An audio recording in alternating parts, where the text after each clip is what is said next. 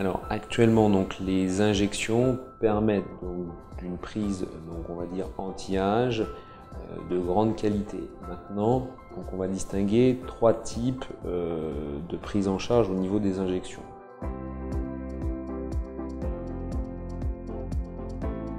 Plusieurs méthodes d'injection sont disponibles. Donc, on utilisera donc des produits pour décontracter les muscles, pour tout ce qui va être expression dynamique et rythme dynamique, ce sera la toxine botulique.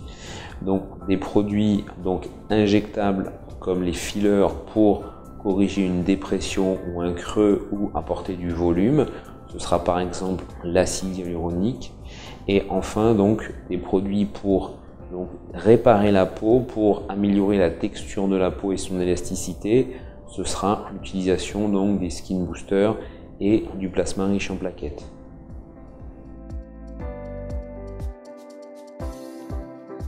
La toxine botulique, effectivement, est un des traitements les plus sûrs en France puisqu'il s'agit d'un médicament qui sont hautement contrôlés. Donc son but est d'entraîner de façon très sélective une décontraction au niveau musculaire. Donc il s'agit d'un traitement très simple permettant d'avoir un effet quasi immédiat de relissage cutané par décontraction musculaire. Elle est utilisée essentiellement sur la partie supérieure du visage, à savoir le front, les rides du lion et les pattes doigts. Bien qu'actuellement, le traitement de la partie inférieure du visage, au niveau des lèvres et de l'ovale, peut être de plus en plus utilisé avec des résultats toujours naturels.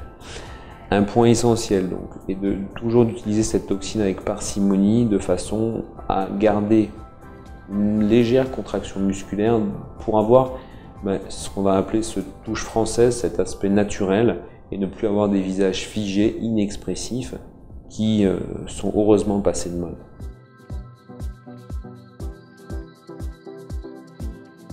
L'injection débutera à la suite d'une consultation afin d'éliminer d'éventuelles contre-indications.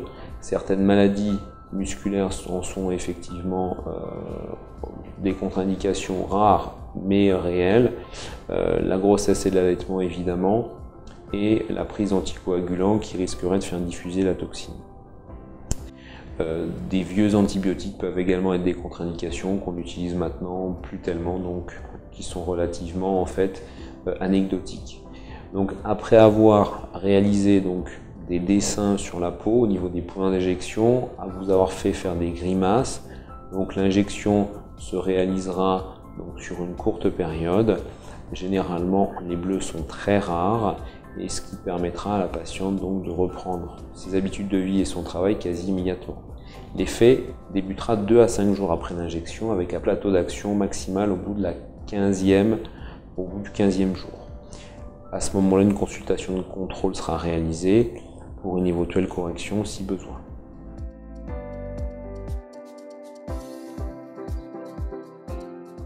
Alors, le principe de l'acide hyaluronique, il s'agit d'un produit dit de comblement qui va permettre de corriger des dépressions et des creux. Certaines techniques d'injection vont permettre d'avoir un petit effet tenseur et qui restera toujours modéré. L'acide hyaluronique est un gel qu'on trouve naturellement dans la peau, c'est pour ça qu'il est parfaitement bien toléré et qui peut être injecté dans toutes les régions du visage. Selon le type d'acide hyaluronique, effectivement, sa durée sera plus ou moins importante, de 6 à 8 mois pour les lèvres par exemple, jusqu'à 1 an et demi pour les pommettes.